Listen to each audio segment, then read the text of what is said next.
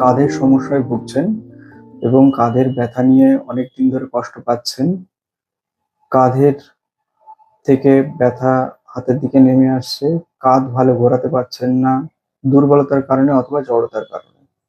এটার কিন্তু অন্যতম কারণ কিন্তু রোটেটর কাফ ডিজিজ বা রোটেটর কাফ টিয়ার হতে পারে। তাহলে আপনি কি করে জানবেন যে এটা রোটেটর কাফ ডিজিজ বা রোটেটর কাফ টিয়ার? সবার আগে জানতে হবে রোটেটর কাফ কি।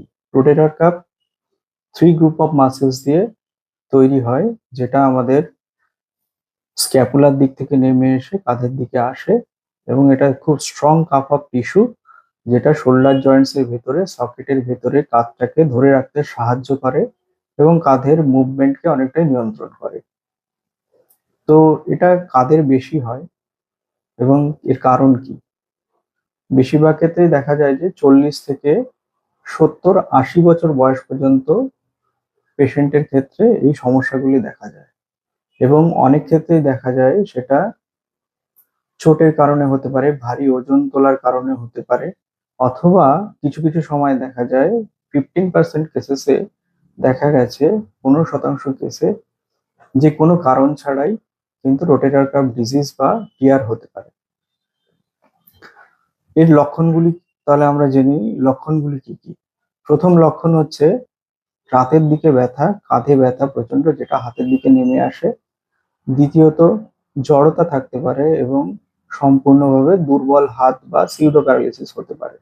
এই তিনটি একদম ক্লাসিক্যাল সিমটমস। তাহলে এটাকে আমরা ডায়াগনোসিস করব কি করে?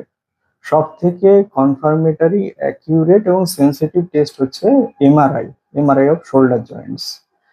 এমআরআই থেকে আমরা কি কি জানতে পারি, কি কি তথ্য পেতে পারি? এমআরআই থেকে আমরা জানতে পারি যে আমাদের কাফ টিস্যুটা কতটা খারাপ হয়েছে, বা তার রক্ত চলাচল ঠিকঠাক আছে কিনা, সেটা আগে থেকেই ক্ষতিগ্রস্ত কিনা, সেটা ফুলে আছে কিনা, মানে রোটেটর কাফ ডিজিজ আগে থেকেই ছিল কিনা, বা তার সঙ্গে কোনো টিয়ার আছে কিনা, এবং টিয়ারের সেটার কতটা পার্সেন্টেজ ইনভলভমেন্ট আছে, সেটা পার্শিয়াল থিকনেস টিয়ার না ফুল থিকনেস টিয়ার। প্রতিটা তথ্যই গুরুত্বপূর্ণ, কারণ এর অনেকটাই চিকিৎসা পদ্ধতি নির্ভর করছে এর প্যাটার্নের উপরে।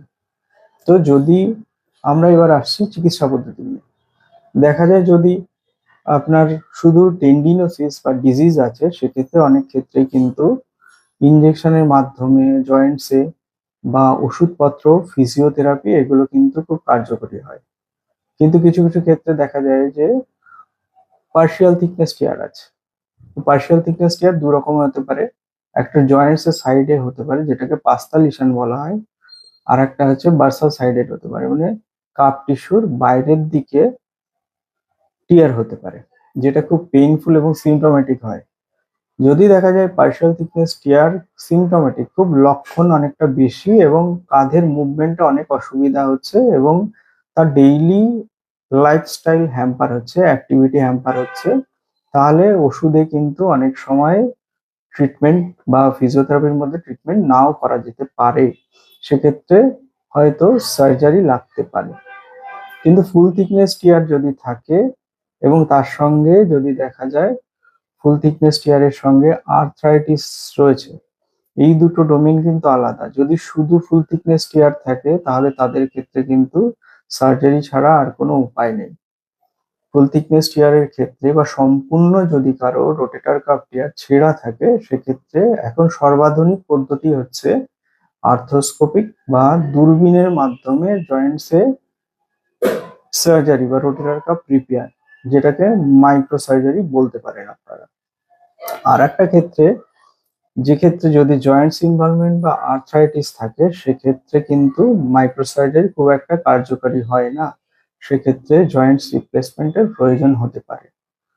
হ্যাঁ, যদি ফুল থিকনেস টিয়ার থাকে, এখনকার সর্বাধুনিক বা জেনারেশন ওয়াইজ যেটা মোস্ট বা মডার্ন ট্রিটমেন্ট, সেটা হচ্ছে 4 জেনারেশন রিপেয়ার বা টেপলক সিস্টেম, অথবা কিছু ক্ষেত্রে 3rd জেনারেশন রিপেয়ার। তো এবার জেনে নেওয়া যাক যে জেনারেশন অফ রিপেয়ার কত ধরনের হতে পারে। এটা ফার্স্ট জেনারেশন থেকে শুরু করে 4th জেনারেশন পর্যন্ত হয়। আগে প্রথম দিকে যখন আর্থ্রোস্কোপিক স্টার্ট হয় রোটেটর কাফ রিপেয়ার, তখন ফার্স্ট জেনারেশন রিপেয়ার দিয়ে স্টার্ট হয়েছিল, যখন সিঙ্গেল রো রিপেয়ার, মানে একদিকে শুধু রিপেয়ারটা হতো, তাতে এরিয়া অফ কাভারেজ বা হিলিং পোটেনশিয়াল অনেক কম থাকতো। এখন ফোর্থ জেনারেশন বা থার্ড জেনারেশন রিপেয়ারে এরিয়া অফ কাভারেজ মানে রোটেটর কাপ যে হেডের বা বলের উপরে যেখানে এসে লাগছে সেই জায়গাটা এরিয়া অফ কাভারেজ অনেকটা বেশি, এবং এরিয়া ফিক্সেশন যেটা আছে ফিক্সেশন স্ট্রেংথ অনেক বেশি, যার জন্য এই ট্রিটমেন্টটা আগে থেকে অনেকটা বেটার। আর অবশ্যই রোটেটর কাফ ডিজিজ বা এই ধরনের সমস্যা থাকলে স্পোর্টস মেডিসিন স্পেশালিস্টের সঙ্গে যোগাযোগ করে সঠিক চিকিৎসা করান, না হলে সিমটম গুলো কখনোই যাবে না এবং অ্যাডভান্স স্টেজে গিয়ে এন্টার করতে পারে, যখন আপনার রিপ্লেসমেন্ট ছাড়া আর কোনো উপায় থাকবে না।